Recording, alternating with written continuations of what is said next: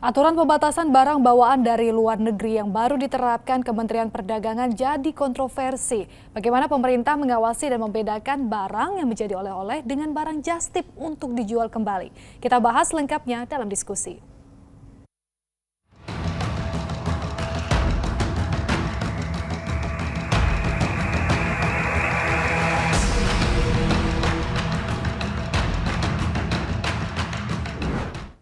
Udah bulan puasa, nggak kerasa abis itu libur lebaran. Ada yang udah punya rencana untuk jalan-jalan ke luar negeri. Kalau iya, jangan lupa udah ada aturan baru yang satu ini. Pembatasan barang bawaan mulai dari tas, sepatu, baju, sampai elektronik. Buat apa sih? Kita diskusi.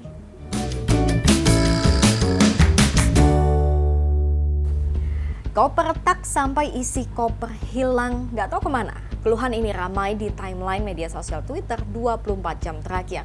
Warganet protes dengan aksi petugas bea cukai yang diduga mengobrak-abrik barang bawaan penumpang perjalanan luar negeri. Pertanyaannya, emang boleh?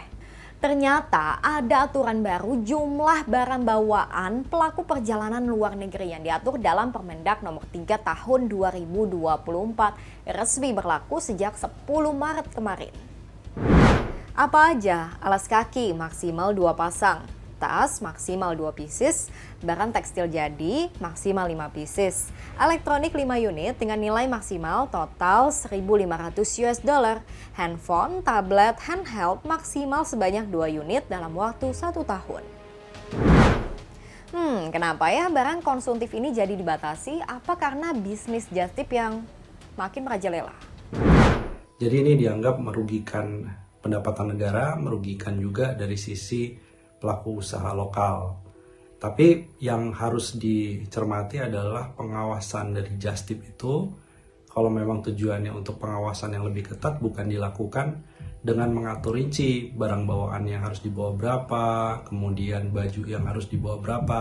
Karena semakin rinci itu akan memunculkan beberapa masalah baru. Salah satunya Indonesia akan dianggap terlalu ketat mengatur soal barang bawaan dari luar negeri, dan ini akan dianggap sebagai tidak pro terhadap wisatawan, terutama turis-turis asing juga, yang mungkin semuanya akan dicurigai membawa barang untuk just tip. Masih ingat kan kejadian yang satu ini? Jumat pekan lalu, Dirjen Bea Cukai Soekarno-Hatta bersama BPOM memusnahkan 1 ton roti milk ban asal Thailand.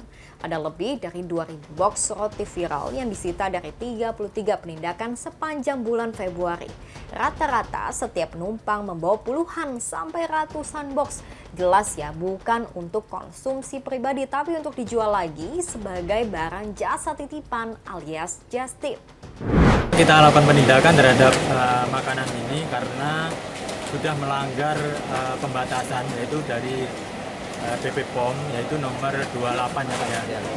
Dibatasi untuk pembawaan atau membawa penumpang itu hanya 5 kg. Selebihnya harus ada izin edar. Ini kata pemerintah soal kenapa aturan pembatasan barang bawaan diterbitkan.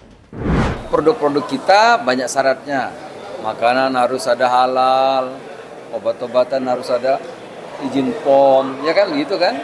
Kalau elektronik harus ada SNI. Oleh karena itu harus disamakan perlakuannya. Kalau dulu dari luar negeri langsung karena post border, nggak melalui border lagi, ya diatur. Ya diatur. Tentu ada perubahan, itu ada yang ngeluh, ya wajar. Tapi kan harus perlakuan sama.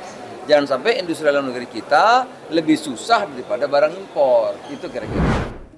Aturannya baik, tujuannya juga mulia untuk melindungi geliat bisnis dalam negeri. Tapi sebaik-baiknya aturan sudahkah diikuti dengan mekanisme penindakan yang tepat? Sejauh ini gimana pelaksanaannya di lapangan? Ternyata belum jauh berbeda dengan sebelumnya. Penumpang perjalanan luar negeri wajib mengisi Electronic Custom Declaration untuk melaporkan apa saja barang yang dibawa. Setelah mengisi, penumpang akan mendapatkan QR Code untuk di-scan di area pemeriksaan atau jalur bea cukai. Selanjutnya akan ditentukan nih, Anda berhak melewati jalur hijau atau jalur merah. Penetapannya bisa berdasarkan metode random check. Semua barang bawaan di jalur merah wajib melewati pemeriksaan X-ray. Petugas memiliki wewenang untuk melakukan pemeriksaan secara fisik. Kemudian juga ini akan memunculkan moral hazard, yaitu ketika petugas-petugas bea cukai memeriksa terlalu rinci, maka di situ bagi mereka yang tidak tahu aturan soal pembatasan barang bawaan pribadi, maka mereka akan rentan menjadi korban dari oknum-oknum petugas bea cukai yang mungkin akan kong kali kong untuk memeriksa barang, kemudian akan menerapkan, padahal barang bawaannya adalah barang bawaan yang sifatnya pribadi. Jadi semakin ketat aturan, semakin rinci, maka ini dikhawatirkan justru tidak memberikan kenyamanan bagi mereka yang memang bukan just tip, tapi memang benar-benar melihat untuk melancong atau bepergian ke luar negeri. Sejak diberlakukan selama kurang lebih dari tanggal 10 Maret sampai 13 Maret atau selama 3 hari, ternyata sudah ada sebanyak 21 penindakan yang dilakukan oleh petugas bea cukai. Udah tersosialisasi belum sih ini? Sedikit tips nih bagi Anda, sebelum mengunci koper, foto dulu bagian dalamnya untuk memastikan susunan barang bawaan.